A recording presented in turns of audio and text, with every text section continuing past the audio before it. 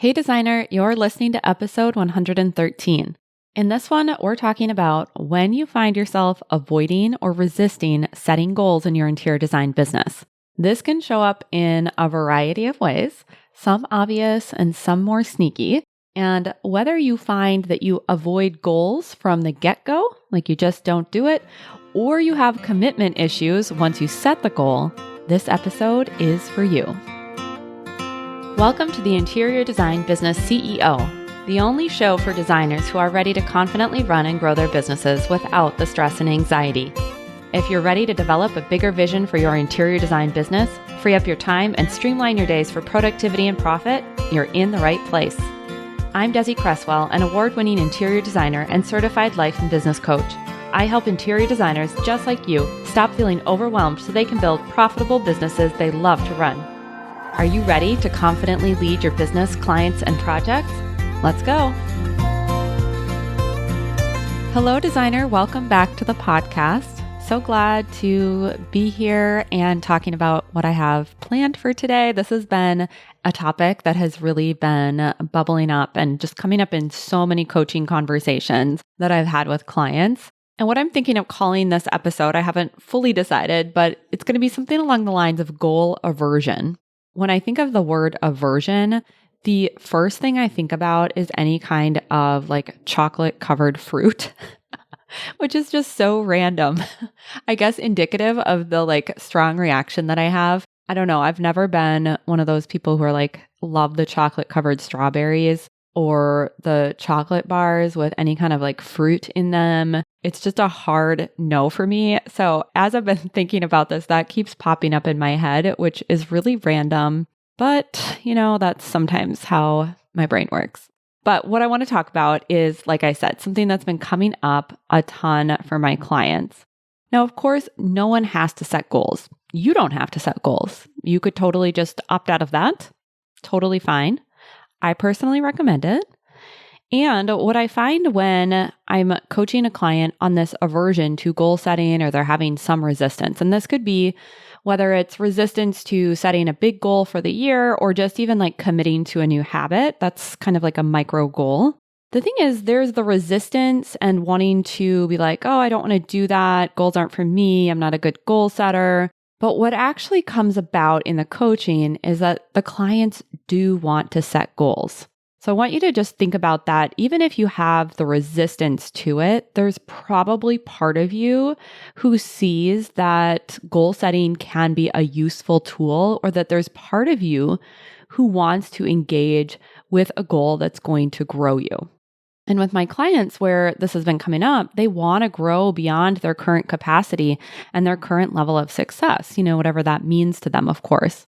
But they feel a lot of resistance to committing to the goal and then therefore avoid setting a goal in the first place. And as I'm talking about this, you might be identifying with this concept of goal aversion right away, or maybe you're kind of wondering, is this me? I think maybe I like goals. Do I have an aversion? Am I resisting it at all? And what I think is that most of us have this on some level. And I also think that our level of resistance or desire to set the goal can fluctuate over time too, depending on what we've got going on in our personal lives, how big and scary those goals are that we want to set, and where we want to take our business and where we want to grow as an individual. And so I want to give you just some things to think about and get a little bit more awareness and understanding of where you're at with this, what we could call a continuum of resistance. The first thing I want you to do is just notice how you talk about goal setting. We've got that internal narrative that's always sort of playing in our head, that running ticker tape of lines that we say or think.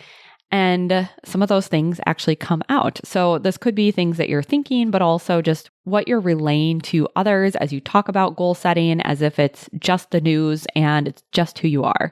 And so sometimes when we're talking about goal setting, it's framed in relation to your identity or who you perceive yourself to be. And you might be thinking or relaying thoughts like, I'm just not a big goal setter. I'm not good at setting goals. I don't have time for that. I'm too busy.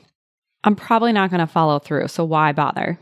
And the thing to note here is that when we tell ourselves something about who we perceive ourselves to be, either we're like this or we're not like that, we're always going to act in accordance to that belief because our brain wants to reinforce the belief. And what ends up happening is then we just reinforce that identity. So if we're telling ourselves we're not into goal setting, we can't follow through, we're just not good at it, we're a bad goal setter, then our brain's going to go to work to prove that true. And of course, create more evidence to reinforce that belief and then reinforce that identity for you. And so, of course, like if you're believing that you're just not a good goal setter, then of course you have resistance to setting goals. It's in opposition of who you believe yourself to be. So it makes a lot of sense in that when we tell ourselves we're bad at something, of course we don't want to do it because we don't want to fail. We don't want to be confronted with our badness at the skill. But we forget that those beliefs are optional. And they're never that black and white or absolute in their truth. Sometimes the resistance or aversion that comes with the goal setting process is revealed by a lack of belief that you can be successful with the goal you set. So this is less about believing that you just don't do goals, like from an identity perspective, but more about what happens after the goal is set or you've declared what you want to create in the year. So it can come up as a lot of self-doubt, like, I don't know how I'm going to do it. I don't know where I'm going to find the time. Or you might find yourself saying, I'm focused on other things right now, kind of giving yourself an out. And a big one that I'll hear is, I don't want to be disappointed. It's kind of like we're creating this disappointment ahead of time to try and avoid the disappointment we're trying to avoid, which is so fascinating. Again, oh, silly brain.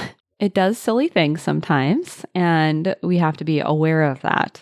When we're telling ourselves, I don't want to be disappointed, that's like a clear indicator of lack of belief because it's like you've already decided you're not going to be able to achieve the goal. Otherwise, you wouldn't be afraid of being disappointed. And I think there's some level of that regardless, right? Like, I don't think anyone's ever 100% confident, oh yeah, I'm totally going to crush this goal.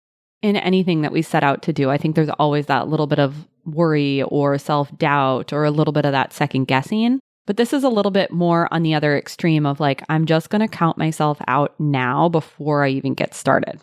So with that in mind, I just want you to have a moment of awareness, check in with yourself and think like, am I talking about myself in terms of my identity and what I can or can't do? And that is creating some aversion or resistance to goal setting? Or is it more related to what happens after I set the goal? And that's where there's lack of belief in myself, in my business, in what's possible for me. We could look at all sorts of different areas. Like I said at the beginning, this resistance or avoidance can really present itself in a lot of different ways and in many different points during the goal setting and achievement process. It could be at the very start, you just don't set any goal at all. And that's where the resistance starts and ends. So you keep doing and doing without pointing yourself toward an intentional aim. It can also happen after you've identified the goal. And then when it's time to get specific about what that goal is exactly to you, and some of the ways that you plan to go about achieving that goal, that's when this can really pop up. And a big part of this is that specificity is a part of commitment. Ooh, and commitment, yes, that can very much bring up the resistance and avoidance. And that might look like you're really excited about this big picture vision, but when you need to get clear on what that actually means to you, you jump ship because it can be a little bit scary to commit. And I think this is really related to that piece around disappointment that I was mentioning earlier. Once we commit, the chances or the possibility of future disappointment or failure, embarrassment, whatever it is for you, is going to increase, right? Because you've drawn a line in the sand with that commitment. And now there's, before you set the goal and its possibility and imagination and kind of that glittery glow. And then it becomes time to go, oh, all right, this is happening. Another part in this process could be when you need to plan to execute the pieces of the goal, such as in my 90-day planning process that I often talk about. You have some ideas of what needs to happen, but you spend time and energy stalling on making that commitment, making that decision, right? A decision is a commitment. or you're fluttering from idea to idea, wondering which is the best, who knows better than you, all those things. And of course, there's a place for research. You can plan research into your 90-day plan. And at some point, you've got to commit and make a decision. Another time the resistance or avoidance can pop up is when you encounter an obstacle or things, or you as an agent in this process, don't go as planned. This is a time when self-doubt tends to spike, some anxiety, worry. Your confidence can feel a little shaky. And of course, resistance is going to try and come up and take you out of that process to avoid falling flat on your face. So what can happen is you jump ship when there's not this linear progression, forgetting that there really is never a linear progression. Things never go exactly as planned. But we have kind of this fantasy in our head, that's how it's going to go. And then when it doesn't, we think something's gone wrong. The last example of really when this resistance and avoidance can flare that I want to share, and I think this is a really interesting one, is when you're getting close to achieving the goal. So maybe you've set the goal, you've made your 90-day plans, you're making progress, and you're inching towards exactly what you want. This is, I think, fascinating how this works sometimes. And the resistance will really creep in as the gap between where you are and where you want to be closes. Now, I don't think this always happens, but definitely it can. I know I've experienced it periodically, and I've seen it happen sometimes with my clients. I think this is really related to the difference between wanting success, or wanting that goal, and your capacity to have or hold the success. Because when you are in the place of goal achievement and you've done exactly what you set out to do, there can be some shakiness and some worry around, can I sustain this? Do I deserve this? Can I keep it up? What do I do now? Just be aware of that one. I think that one is a little bit of a sneaky one, and you should definitely have that on your radar. As I've given you those examples, I'm hoping you can see that resistance and aversion and avoidance can really show up in a lot of different ways and at various stages of the goal setting and goal achievement process. And so chances are you've probably experienced this in the past and will experience it again in the future. The human brain really is designed to keep you safe and conserve energy. If left to its own devices, it's going to choose the path of least resistance and least risk, meaning it wants to maintain the status quo. So just by being human, especially if you haven't developed the skill of embracing discomfort that comes with stretching yourself beyond current capabilities and building the self-trust to be kind to yourself in the face of failure, you'll likely have some degree of resistance or avoidance showing up. If you think about it, goal setting is in opposition to the brain's desire for safety and efficiency. And setting goals, growing yourself, feeling that sense of accomplishment and pride is also incredibly rewarding and I think worth doing the work around navigating what can come up when you set out to achieve goals. Which I want to just remind you of why we set those goals in the first place, why we are willing to do that work. I think it's important to remember this. Often it's just like, oh yeah, all the goal setting content starts to come out in December and January and the calendar is turning over. And so yeah, of course I should just set some goals as a business owner. But I think we forget why we're actually setting goals. The first reason is, of course, to set a clear, intentional destination. As the CEO, you want to be the one who decides what growth looks like, not someone else. Not someone else you're comparing yourself to online, not what some other person in your life thinks you should do, not what your clients think you should do. You want to be in charge of what growth looks like, and a goal is a way that you do that. Without a goal, your business is more likely to be shaped by other people's opinions, preferences, and agendas. And you started this business, likely, to be the one who calls the shots. So don't miss this opportunity to create direction and focus that really aligns with your own priorities and your own values. The other reason that we set goals is because it makes our daily, weekly, and quarterly planning so much easier. We know what to do when we have that clear destination. There are endless ways you could operate and grow your business, which is why so many of my clients I end up working with feel like they are spinning and bopping from one thing to the next. And that goes right back to setting your own destination, knowing what you need to work on to get where you want to go. When you have that, you have a filter then for how you decide what you invest in, what projects you take on, what are the back end pieces of the business that you're currently working on. How does that relate to the day-to-day and the weekly processes in your business? How does that relate to the life that you want to live? There is purpose to your actions with a goal. And lastly, a huge reason that we set goals as a business owner is that it grows us as the person behind the business. And when you grow, that's going to help you grow the business, which in turn helps you get closer to your ideal life and business vision. I've talked about this ideal life and business vision way back at the start of the podcast. So you could definitely go check that out. I think it's one of the first 3 episodes. We'll have to link it. And then also I have a free journal that I've created for you too, where I prompt you with a lot of questions to help you get clear on what it is that you want personally and professionally. You can download that at desiid.com/vision. What I always say is that when you grow or when you thrive, the business is going to grow and the business is going to thrive. And that's because goals require you to step outside your comfort zone. It requires you to become version 2.0, 3.0, 4.0. And on the other side of that evolution, there is great reward in who you become in the process.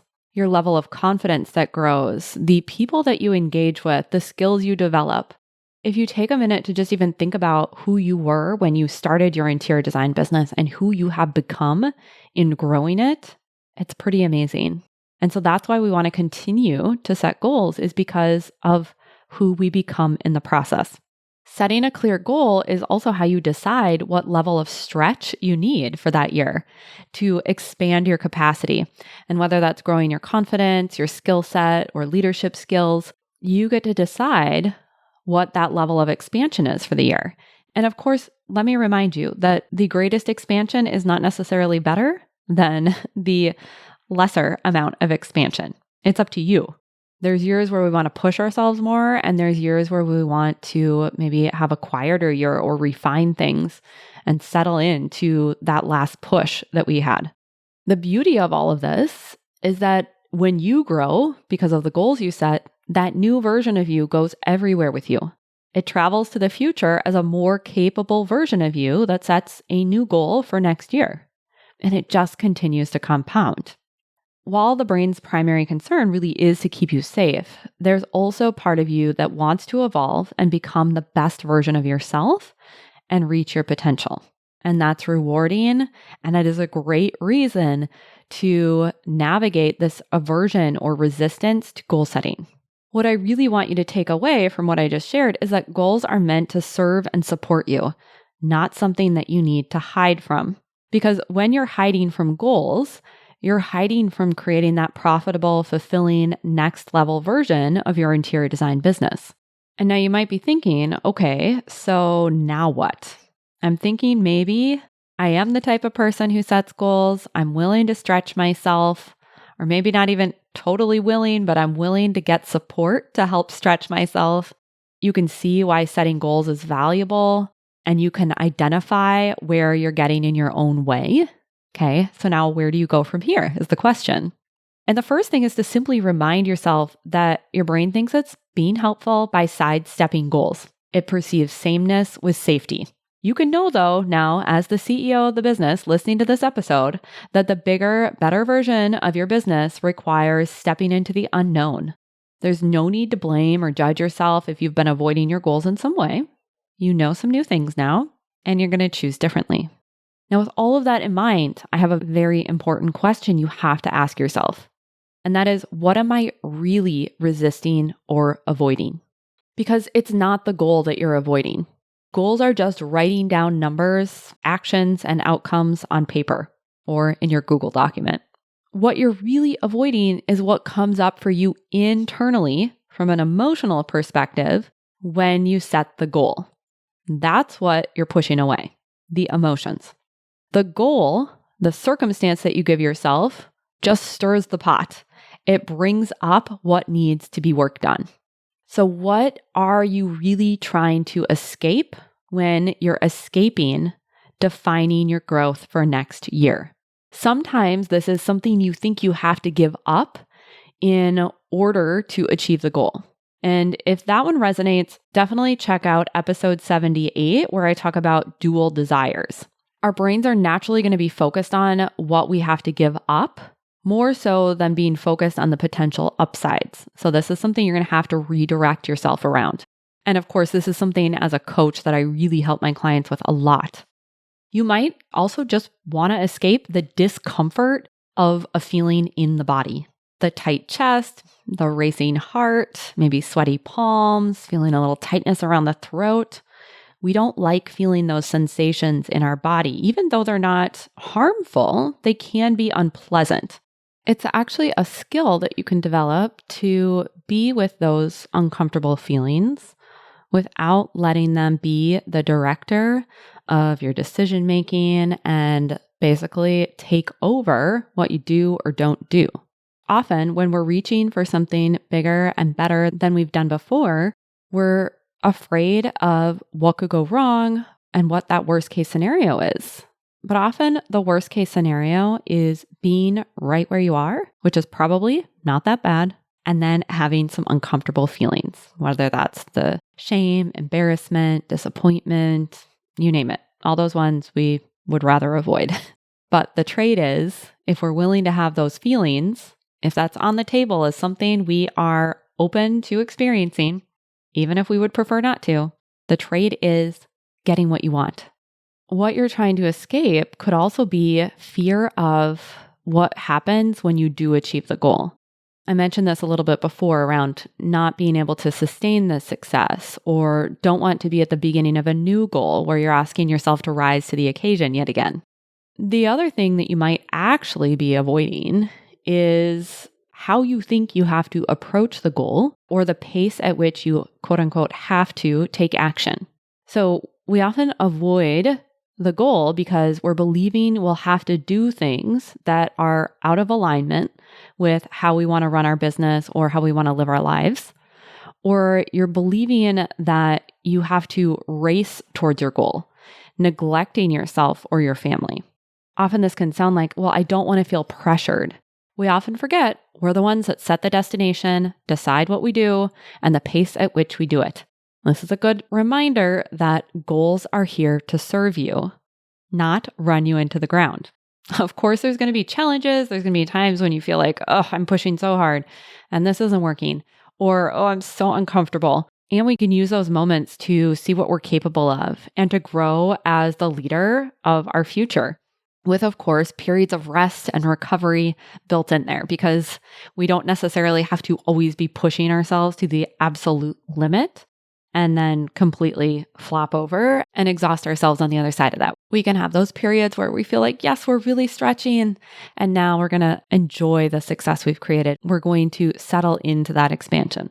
What I'm hoping is that through those examples, you can help yourself really understand why you might be resisting or avoiding goal setting or doing the actual work that's required to hit that goal for you specifically, because that's actually what you need to solve for. And that's where coaching is so valuable, is because we're looking at what's going on for you inside your brain. What are the ways you're limiting yourself and your potential or telling yourself stories that no longer serve you or never served you?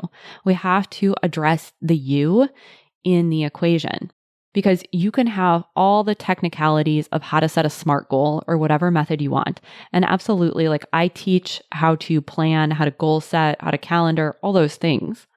They are important skills to have. But if you don't address and solve for the underlying resistance, the piece of what is it that I'm afraid of, that I'm worried I'm going to have to give up, the places where I don't feel confident in myself, you're going to be fighting yourself the whole way trying to implement that goal setting process. You can make the path much easier and also gain more benefit in who you become along the way through combining the strategy with the mindset and the emotional resilience. And that's where those three things come together with my Design to Thrive coaching process, is creating that holistic experience and level of support for my clients so that they're not trying to be overly strong-armed in one way and negating what could be gained from one thing, or actually having that too extreme a focus on just one of those pieces, right? We can't have total mindset and no strategy. We can't have, we're going to sit and feel our feelings all day and never think about our strategy, right? We have to have all three to create success.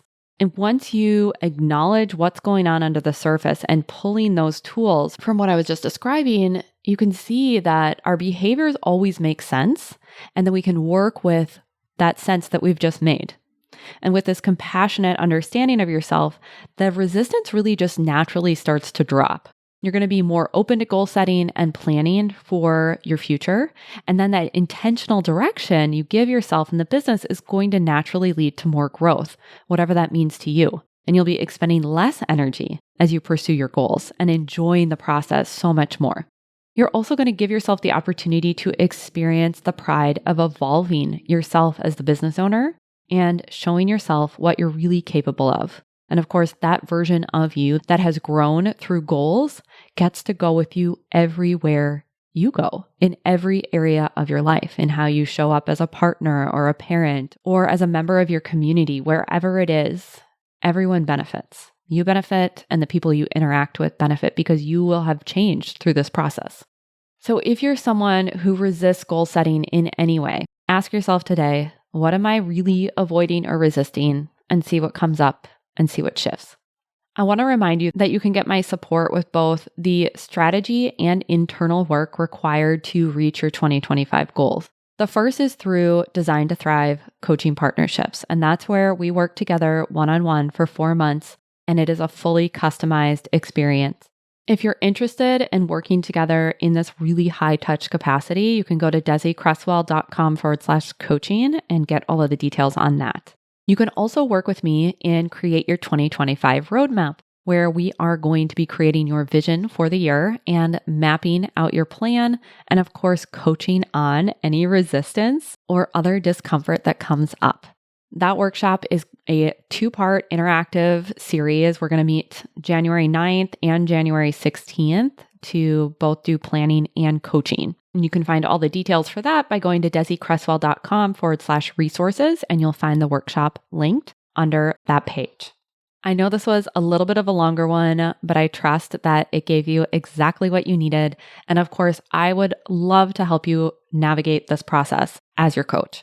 It is one thing to hear the concepts and go, yeah, that makes sense. And it's a whole nother level to really embody the concepts and integrate them into your daily practices and how you're showing up in your business. I will be back next week with a brand new episode. And until then, I'm wishing you a beautiful week. Thanks for joining me for this week's episode of the Interior Design Business CEO. If you want more tips, tools, and strategies, visit www.desicresswell.com. And if you're ready to take what you've learned on the podcast to the next level, I'd love for you to check out my signature group coaching program, Out of Overwhelm.